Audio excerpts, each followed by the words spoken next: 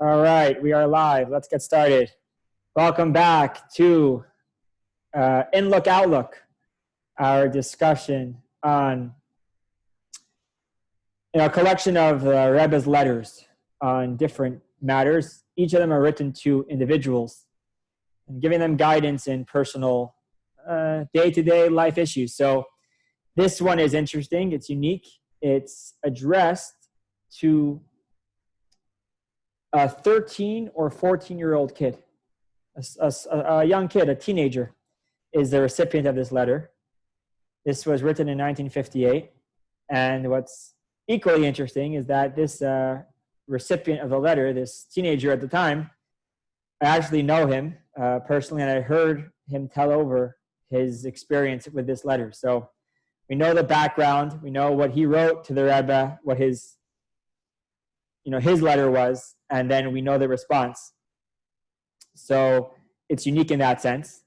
And it's very interesting to see how the Rebbe is writing to a 13, 14-year-old kid. It would be so easy to just write off, to discount his concerns as childish, as frivolous.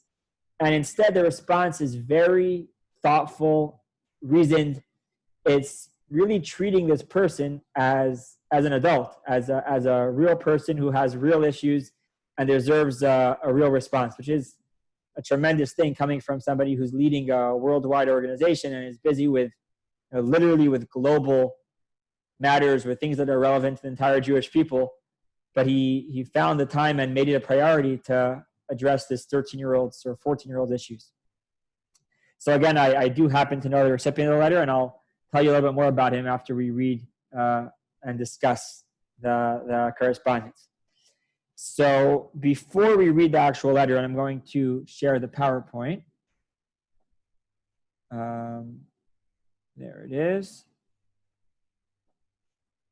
All right, so there's the PowerPoint. So before we actually read the letter, I'm going to tell you a little bit about the background, about what was going on, and what the letter was, what the Rebbe had responded to. So this boy's letter included a number of personal issues, and amongst them, the main point of the Rebbe is responding to is he had the following argument. This child, that there are many stories throughout our literature about great sages, great leaders of the Jewish people, and many of these stories describe the genius and the tremendous accomplishments at a very young age. From a very young, a lot of our Jewish leaders have been tremendously talented and capable and just special people. Some of them even authored great works of Torah scholarship, and some were even rabbis and teachers while in their teens. There's actually a very well-known analytical, like a very deep analysis of Talmudic logic and contradictions and backs and forth. Just the references are mind-blowing, which was written by a 16-year-old boy a few hundred years ago. So this person who's corresponding with the Rebbe, this 13-year-old or 14-year-old, is saying, listen, I know these stories, and now I'm at that age. I'm 13, I'm 14. I'm at the age where if I was going to be someone special, I would already be special. But I'm not. I'm just regular. I'm just a regular kid. I'm just a regular guy. I don't feel within me this superpower. And I don't feel super talented or capable. So what he wrote is that for destined to greatness, I would have achieved something like that by now. And that was the kid's letter. And what you see is that this kid really just wanted to be someone, wanted to be great, wanted to be accomplished. He wanted to be someone special. Who doesn't? And he felt like it was slipping away. He felt like he was realizing that it might not be me. I remember when I was younger, the first time I realized that some of these big, famous sports stars are actually younger than me. I'm like, hey, that's weird. These people are so great and they're younger than me. That means that I'm like already, I mean, not like I'd ever be a sports star, but the realization that you're at that stage where if you were going to be that, you would already have been that. So this kid was experiencing that at a younger age, at 13, 14. And he decided to write straight to the leader of the Chabad movement, the Lubavitcher Rebbe, and he was lucky enough to get a very detailed response. Let's see it over here on the screen. So there it is. Letters dated March 9th, 1958, which corresponded to the 17th of Adar in the Jewish year 5718, which interestingly was just after Purim. I think that year Purim was on the Thursday, and this is the following Sunday. And here goes a letter. So he writes, it's from Brooklyn, greetings and blessings. In response to your letter dated Adar 15, which is Shushan Purim, the day after Purim is called Shushan Purim. It's the day that Purim is celebrated in certain walled cities. So in which you write about your spiritual condition and ask for advice in this regard. You will find the answers to all your questions in the book Tanya, which I'm sure you have. I also trust that your edition of Tanya has the index of topics which will help you in your search. So the first thing the Rebbe tells him, and we'll talk about this more, is the Rebbe guides him to the book Tanya, which is a well-known spiritual self-help book, which we'll talk about shortly. And the Rebbe also references the index of topics, which actually he himself wrote. Now, in response to your question regarding what is written and told about those who at a very young age were already renowned as prodigies and great Torah scholars, what is the point in questioning why no two minds are the same? Especially in light of what is explained in the 4th chapter of Tanya, that a person's understanding of Torah depends on the extent of their mental capacity and the supernal root of their soul. As Tanya, chapter 30, explains the meaning of the Mishnah, be humble before every person, that every person possesses a quality in which they are greater than their fellows. Similarly, the Tanya notes in section 7 of the Yardstick that a person's success in any given mitzvah is because it is so arose in the divine will. So the Rebbe references 3 different parts of Tanya, which we'll elaborate on, which were directed to this person's question. The Rebbe continues, so I'm surprised by your entire attitude. A person's purpose in life is not to surpass and be greater than someone else. Rather, as the Mishnah states, I was created to serve my Creator. If God desires that one person should achieve greatness in the midst of charity, and another should achieve greatness in Torah learning, and so on, then each should fulfill the divine purpose for which they were designated. Obviously, all this applies, as stated in the above cited section of Yardstick Kodesh, only to the question of where a person should place their priority and energy. For every Jew is obligated in all 613 mitzvahs and in the study of Torah, which is the equivalent of them all. And then the signature, postscript, I trust that you know about the daily study schedule for Chumash, Tehillim, and Tanya. In any case, be diligent in following them from here on. Also, make sure you have a few cents to charity each weekday morning before prayer. So that's the letter. I'll resume that share shortly. So let's break it down a little bit, and we will kind of unpack the messages here, and of course, most importantly, how we can make that relevant to our lives. So the first part of this letter was a general rule of thumb for any personal struggles and specifically spiritual struggles. Now, I think that any life struggle for someone who's involved in spirituality to some extent can be categorized as a spiritual struggle. Part of what we try to do is to see things from a spiritual perspective. So the general rule of thumb is that there's a book that can serve as the go-to kind of like the guide, the source for these problems. And that book is the Tanya, which many of you are familiar with from previous lessons and courses, which was authored by the first Chabad Rebbe, known as Rabbi Zalman, and I'll share, I think we have a slide on that. So the Tanya, here's a picture of the author who lived, let me do the math, he passed away about 207 years ago. So he passed away in 1812 or 1813.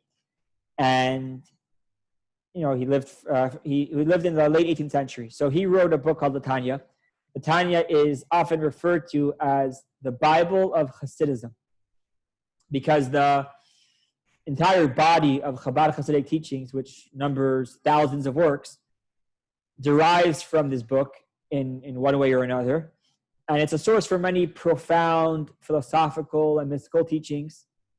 It discusses their purpose of creation and the nature of a person and lots of different important philosophical discussions. But what it also does, it's uniquely suited as a psychological, so to say, self-help guide, as you see over here.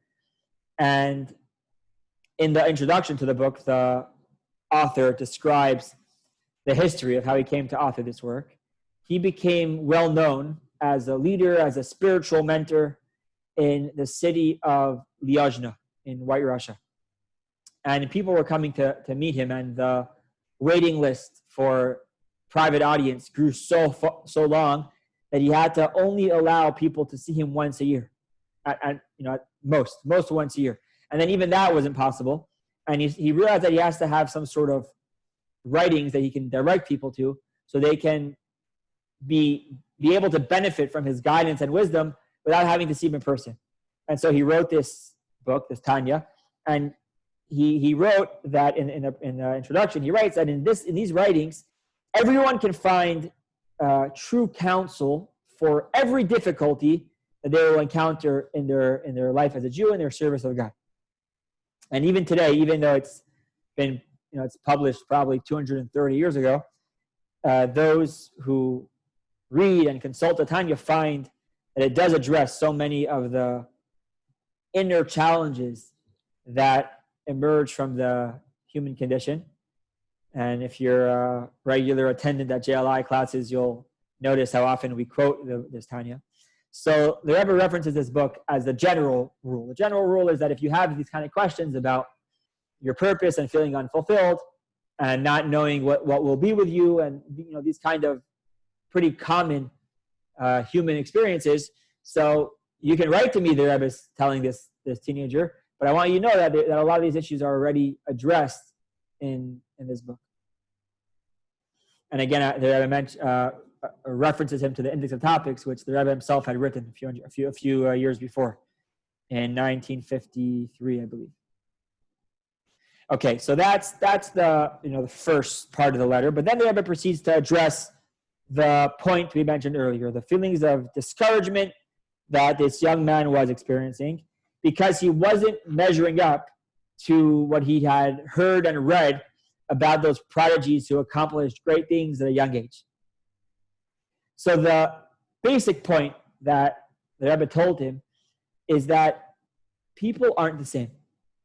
No two people are the same. The Rebbe quotes the Talmudic statement that no two minds are alike. People are different. We're each unique. That's part of how we were designed. We're intentionally different.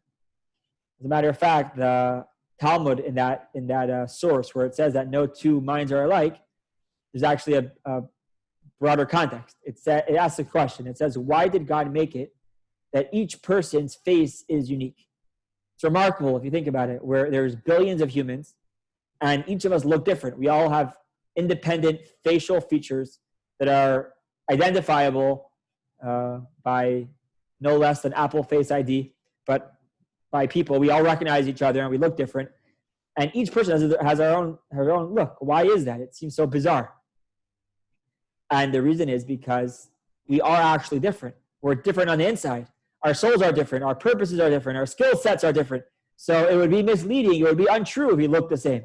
We're each created with a different look because we are different. We truly are different.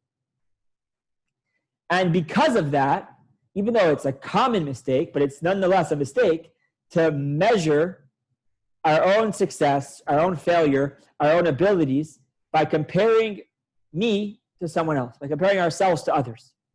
The only true yardstick we can use to measure, which is the name of the lesson, is using the inner yardstick, meaning whether or not we're measuring up to our own potential. Beautiful insight on this came at one Passover Seder. There was a Passover Seder being held by the Torah leader, the Tzemach Tzedek, who lived also in White Russia. He passed away 250 years ago. So, is that right? 150 years ago, I'm sorry. Passed 150 years ago. So he was at a Seder with his family, and he was a community leader, but he was also with his own family at a Seder. And his son, who ended up succeeding him years later, had broken the middle matzah. As you may be familiar, one of the traditions of the Seder is called Yachatz. It's before we tell the story, we break the middle matzah, and we take the bigger portion and put it away for the afikomen. And the smaller portion, which is the poor man's bread, it's a small broken piece, is what we leave on our plate, and that reminds us of the poverty our ancestors had in Egypt. So you have to break the matzah, and then you have to see which one's bigger in order to put the bigger one away for the afikomen. So I think it was his son, it might have been another participant, but his son tells a story. One of the participants had broken the matzah, and sometimes it happens, it comes out, pretty much equal. It's hard to tell which is bigger. So he took them out and he was kind of measuring them to see which of these two halves are actually bigger, so he can appropriately put the big one away and keep the small one by his place. And Tzemach Tzedek, this previously mentioned leader who was leading the Seder, noticed that. And he said a very important point. He said it short and sweet. He said, and I'll show it to you on the screen. He said, a great one that needs to be measured is not really great. Meaning that if your greatness is dependent on being measured against something else, if the way you're determining your greatness on one hand is by comparing it to what you have in the other hand and seeing which is bigger, it's not a true indication of greatness. I'm sure there are multiple facets to this insight, but one of them, which is relevant here, is that that's not an accurate way of measuring your own greatness, because your greatness is relative to your abilities, your life circumstances, and your skill sets. And if you're going to start comparing yourself to others, then you might be doing a very not accurate version of that measurement. There was a well-known Hasidic master named Rabbi Zusha of Anipali. He was in the city of Anipali. And later on in the lesson, we'll have a slide with another quote from him. But there's one quote that he said, which I love to repeat. It's that he says, when I die and I appear before God for my reckoning of how my life was lived, so God's not going to ask me, how come you weren't as great as Abraham? Because if he asked me that, I'll tell him I wasn't Abraham. And if God asked me, why weren't you as great as Moses? He won't ask that, because if he would ask that, I would just say, well, I'm not Moses. What I'm afraid of is he's going to ask me, why weren't you Zusha, which was his name? Why weren't you as great as Zusha could have been? And he says, when God asked me that, what am I going to answer him? Why wasn't I as great as I could have been? Why didn't I live up to my own abilities? So it's not just about accepting the fact that we're not all going to be superstars, we're not all going to be great, we're not all going to be prodigies, we're not all going to be professional basketball players. It's not just about acceptance and coming to terms with our limitations. It's a much deeper perspective. It's the recognition that my mission is priceless. And my mission is identified, is recognized, is determined by my life circumstances, by my abilities. So it's simply inaccurate. It's untrue to be measuring my own purpose, my own goal, my own mission based on somebody else's life. And the problem with measuring yourself to somebody else, and the problem with setting your ideals and setting your goals based on what you see in others, is really twofold. And the Rebbe would often write this to people in other letters, that you have to be doing your thing, because if it's a twofold problem if you're kind of you're focusing your energies in the wrong place. First of all, you're not going to succeed. If it's not where you're meant to be, if it's not your direction, then you won't get anywhere. You won't get far at all because it's not for you. That's point A. And point B, possibly more important, is that the place where you are needed, the mission that you do have, the skills that you were given to perform a certain goal is going to be neglected because you're trying to live somebody else's life. So it's a crucial foundation for any person, and especially for this young person who's kind of starting out their adult life, it's crucial to have the perspective that the way I measure my life is by my own inner yardstick and not by somebody else.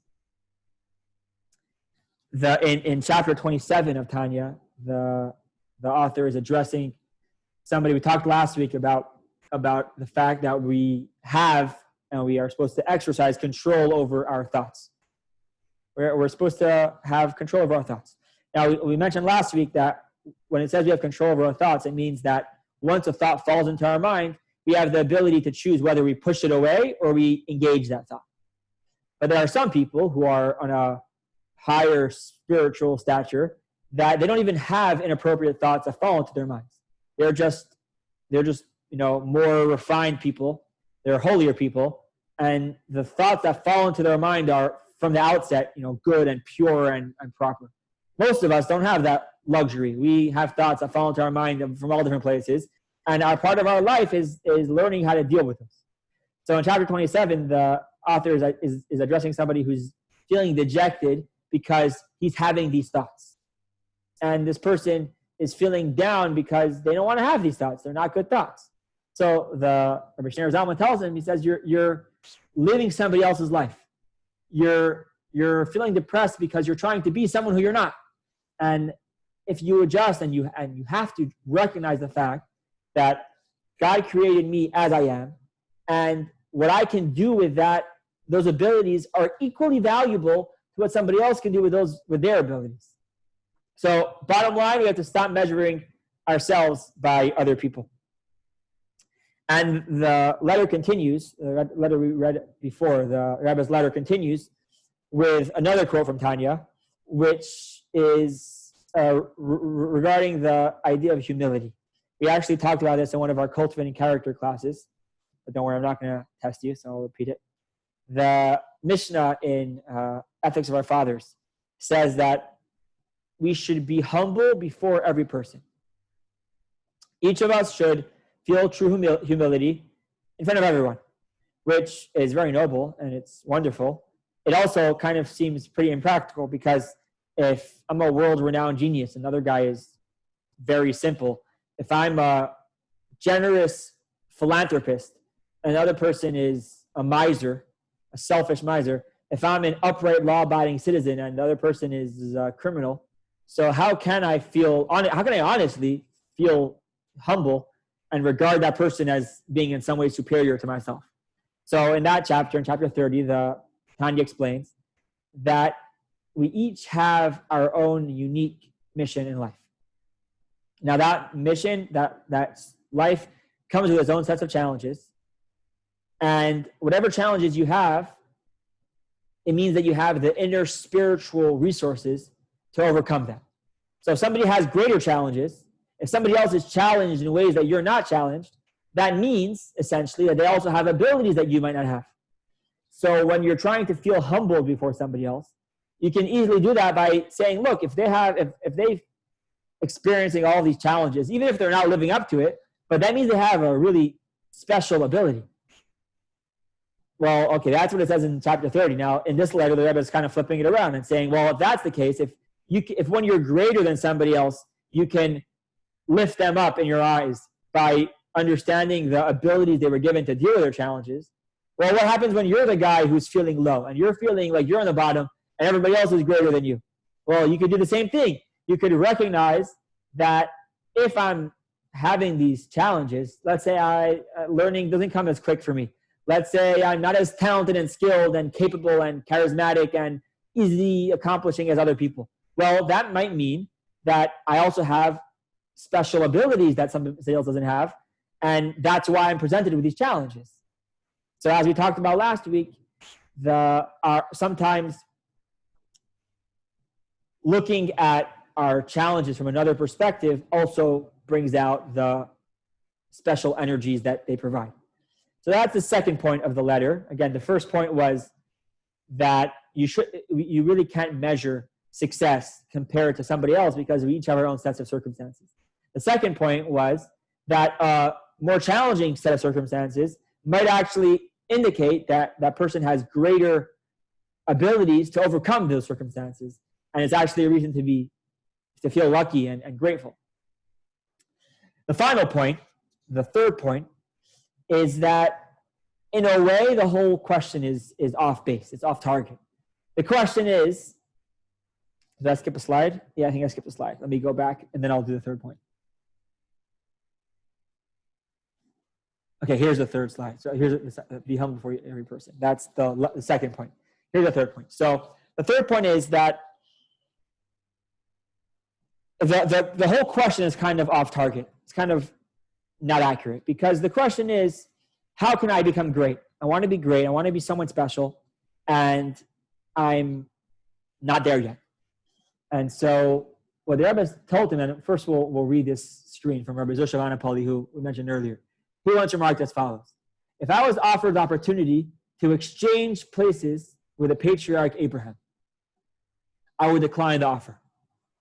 So Zusha is saying that if I was offered that I could change, I would be Abraham. I would be the patriarch of the entire Jewish people. I'd be married to Sarah, the mother of all of Judaism. I would be the one who introduced monotheism to the world. I would be the one who literally birthed this amazing people. He said I would decline the offer. Because what would God get from that? What would God get from that? He would still have one Abraham and one Zusha. What would be the point of me exchanging places with him? How would that benefit anyone? There would still be one. It would just be me having different experience. So what this perspective is showing us is that if we shift our mindset and instead of trying to be someone great, we try to accomplish great things. Sounds pretty similar, right? But it's different. Instead of trying to be someone great, instead of asking myself, how can I be great? The question can be, how can I accomplish great things?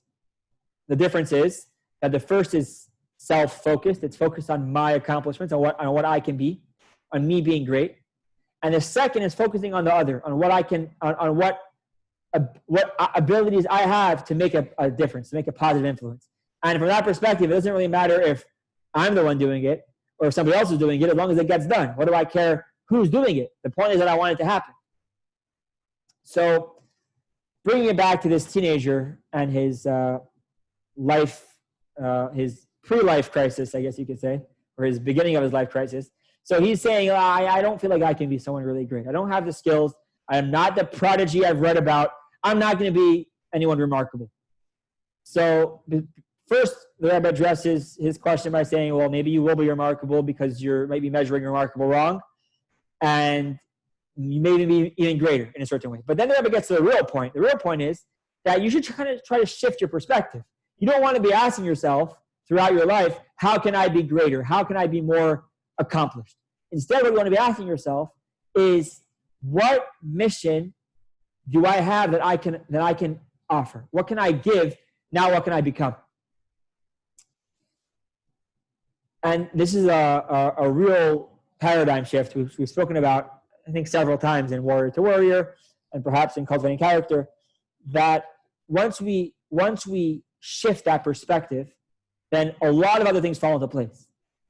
The way we're kind of raised or educated just by life, by society, by the way we naturally think, is that we want to be someone great. We want to be someone who's tremendously accomplished. We want to achieve. But for some reason, studies show that as we hit those targets, we don't get happier because the targets keep on moving. And knowing somebody's achievements and accomplishments is a very poor indicator scientifically into their level of happiness. What's a much healthier and much more humble and also a much more successful approach is not asking what can I become, but asking what do I have to contribute to this reality we're living in, which is called life. Where can I give? What can I accomplish? What can I do? Or in other words, instead of asking, what am I needed for, asking, where am I needed? That's the end of the slideshow, so I'm going to stop the share. The conclusion of the letter, the final point over there, is remembering that life is multidimensional. And you can't take this to an extreme. You can't start saying, okay, if I'm going to focus on my strengths, then let me ignore everything else that I'm not so good at and just focus on what my strengths are. Well, that would be nice in a theoretical world, but in reality, we all have a multidimensional life, and we all have to be succeeding on multiple fronts. So let's say this boy felt he wasn't successful in Torah study. He felt like he didn't have the brain, the intellectual capacity to be a really accomplished Torah scholar. So first of all, the Rebbe is telling him, okay, so then what are you good at? Where can you succeed? Where can you accomplish? But also, you can't ignore basic parts of human success and of success as a Jew because they're not your strong points. And therefore, it's important to make sure you're putting in some energy on all the different fronts, but you can make your priority and make your focus on the areas where your specific strengths lie. Now, the funny part of the story is that this kid, this 13 or 14-year-old, ended up becoming one of the greatest Torah minds I've ever met. I learned he's a leader of teach like a dean at the yeshiva in Los Angeles, the yeshiva Or HaChanan in Los Angeles, and I was lucky enough to study with him for a year. And he has the most penetrating analytical mind I've ever met. Honestly, I'm not exaggerating. The way he analyzes something is so penetrating. He'll cut through all the side points and get to the crux of the issue and be able to draw comparisons from dozens of other places in the Talmud, which he's proficient in. He's a tremendous Torah scholar. But at 13 or 14, he didn't think he was going there. And he had this crisis, which the Rebbe guided him through. And he spoke about this a number of times, this letter, and how it put him on shape, along with other personal guidance he got from the Rebbe throughout the years. Actually, the Rebbe sent him to Los Angeles to start the yeshiva. In 1977, the Rebbe appointed him to start a yeshiva in Los Angeles, and he started it with a lot of hard work and personal dedication. Now it's a thriving yeshiva, where I was there a few years ago for a year. So it's interesting how the end of the story is that he actually did end up not just succeeding, but really thriving in the area where he thought he wasn't necessarily cut out for. But he got there by using his own inner yardstick instead of measuring himself to other people and defining himself or letting himself be defined by either society's expectations or just other people's expectations. It's just not accurate. It's not a good way to measure, because it's not you. You have a different face, like you clearly see, and that's an indication of a different person inside. So we aren't the same. A big problem in education today, which fortunately is being worked on. I think that in the last 10 years, there's been a lot of progress in that across the board. But a big issue in education is that we do a very simple way of figuring out how you teach kids math or how you teach kids anything. You take the average student, so you take a bunch of students, you see at what age does the average student, are they ready for this? Or what's the way that's most effective for the most amount of students? And that becomes protocol. The problem is that we're not all average, and we're not supposed to be average. Average is just a mathematical way of finding, similarities between people. And if an educator ignores that crucial part of education, that each person is different, is special, is unique, it's like trying to, it's like saying, okay, let's see what's the median size for adults. So the average adult is like somewhere between 5'8" or whatever, and their average weight is this size. Let's make one size clothes that will fit everyone. I mean, there may be benefits of determining the median size if you want to figure out how to make like doors in public places that will be, on average comfortable. But you have to have sizes that fit everyone.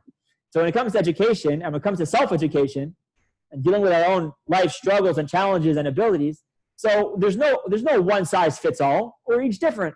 And when we get glasses, we get our own prescription. When we buy a shirt, we buy our own size. So when we set ourselves goals and challenges, things that we want to work on, it's just simply not accurate to look at somebody else. You can be inspired by somebody else, but then you have to apply that to how does that apply to my life and my circumstances and my own abilities. And sometimes it helps to have, a friend or a colleague or a family member who can help, show you what you're good at and help challenge you to be someone you didn't think you could be. But again, the fundamental point of today's discussion is that we have to use our own inner yardstick and measure ourselves by our own abilities. I'm just going to conclude with one story, then I'll open up for discussion. There's a story told of a wealthy man who was traveling to the fair. It takes us back 200-300 years ago to a time when they traveled by horse and buggy. So he was traveling to the fair, and he's traveling with his wagon driver, who would take him there. So they're on their way, and they arrive in a certain town along the way, and they stop there for Shabbos, for Shabbat. They're not going to travel on Shabbat, so they pause there. They arrive, early Friday afternoon, and they get settled in their respective hotel rooms. The wealthy man is in his large, spacious presidential suite of the nicer inn in town, and the wagon driver goes to something more modest, to a motel where he gets a room, and they each are getting ready for Shabbos. So the wealthy man is walking to the bathhouse, to the public bathhouse to take a shower before Shabbos begins. And on his way back, freshly dressed in his beautiful, his best clothes, which he saved for Shabbos, on the way back he sees a fellow Jew who's in the road, and their wagon is stuck in the mud. Now this man was a nice man, a kind man, a generous man, a helpful man. He sees that this guy's stuck in the mud. He needs help. So he goes over, doesn't think twice, and he starts trying to guide the horses out. He tries to pull the wagon out. Now, this guy understood wagons and horses like, I understand, I don't know what, quantum physics. He didn't know anything about it. He was a businessman. What did he know about getting a horse out of mud? So he tried helping him. What he accomplished was that he was bruised. He accomplished that his beautiful clothes were torn and muddy. And what he didn't accomplish was that the horse and the wagon weren't out of the mud. Now, at the same time, the wagon driver had got back slightly earlier from the bathhouse, and he went to the local synagogue. He missed that whole encounter with a horse and buggy, and he was in the local synagogue, and he's there early. He's reviewing that week's Torah portion in synagogue before Shabbat comes in, and a group of poor people gather in the synagogue, and the wagon driver is also an upright man, and he says, okay, I want to invite you all to come join me for dinner this evening. Friday night dinner, you're all my guests. Please come over. They were poor people. They didn't have where to eat. He invites them over. They're happy. He's excited to have guests. And Shabbat begins. The wealthy man comes into synagogue bruised, bloody, and with torn, soiled clothes. And the wagon driver takes home 10 guests to his very modest hotel room where he feeds them a very modest meal, which was barely enough to go around. And the way the story goes, I don't know how this part of the story is verified, but maybe it's just an analogy, is that when they both died and went to heaven, so the heavenly court said they both did beautiful things, but they exchanged their missions. The wealthy man was supposed to have the guests, and he would have been able to accommodate them in a very comfortable, luxurious manner. And the wagon driver should have helped the guy out in the mud. It would take him a minute. He would have been fine, and that's his job. But because they mixed up their missions, they're going to go back down into the world, live another life, and they're going to have another opportunity to actually do what they're supposed to do. So that's the story or the parable. I can't verify the story, but the truth of the story, the message is definitely important, that we have to use our own inner yardstick to measure our successes, to measure our challenges, to measure what we can and should be. And looking at other people and saying, I want to be like them, is only helpful if they're a role model helping bring out your best self. But to use their yardstick to measure you is like trying to have a one-size-fits-all suit. So this concludes our recorded part of the class. I'm going to end the live stream and the recording. Thank you all for joining, and I'll open it up for questions.